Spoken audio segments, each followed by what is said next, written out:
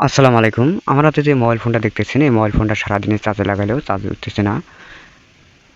Fast charging দেখাচ্ছে। এটা কিভাবে সমাধান করব, কিভাবে কাজটা করব, কিভাবে হবে, ভিডিওটা সম্পূর্ণটাই দেখুন।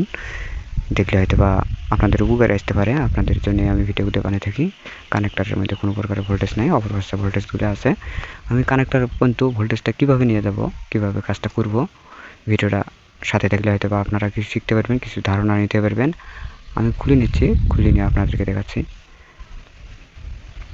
আমি সর্বপ্রথম জেনার ডায়েট একটা লাগিয়ে দিয়ে দেখতেছি সমস্যাটা সমাধান হয় কিনা। আমি অপরপাশে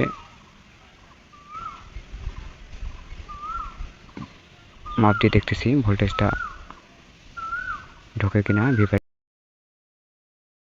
লাইনের মধ্যে আমি ভোল্টেজটা মেপে নিচ্ছি। ভোল্টেজটা দেখাচ্ছে।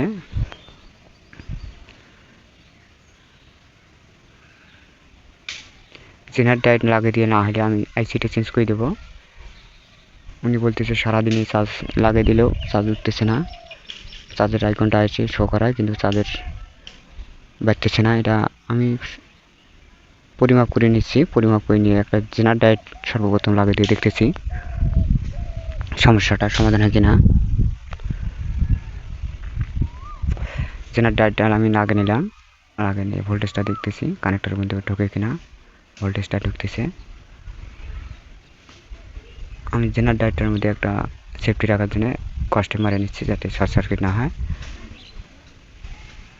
আমি ফিটিং করে নিয়ে আপনাদেরকে দেখাচ্ছি চার্জের আইকনটা আসে কিনা, চার্জের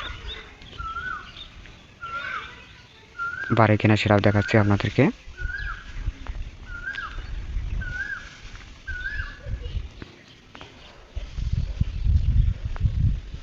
আমি ফিটিং করে নিচ্ছি। ফিটিং করে নিয়ে আপনাদেরকে দেখাচ্ছি।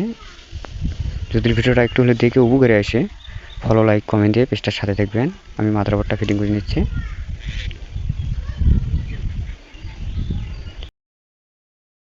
জায়গার মধ্যে জেনার ডায়েটটা বসবে ওই জায়গাটা আমি অল্প একটু কেটে নিচ্ছি যাতে সরে না যায়।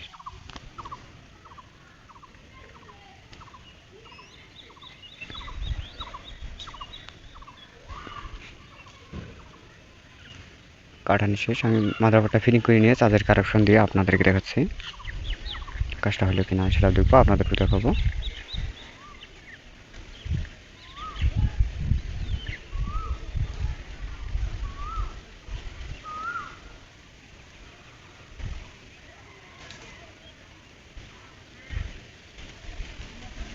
মাদারবোর্ডটা বসানো শেষ। আমি ব্যাটারি কানেকশন দিয়ে চার্জের কানেকশন দিয়ে আপনাদেরকে দেখাচ্ছি চার্জের আইকনটা আসে কিনা।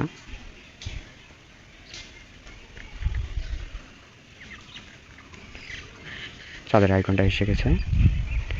এই ধরনের নতুন নতুন ভিডিও পেতে পেজটার সাথে একদম ভালো থাকুন, সুস্থ থাকুন।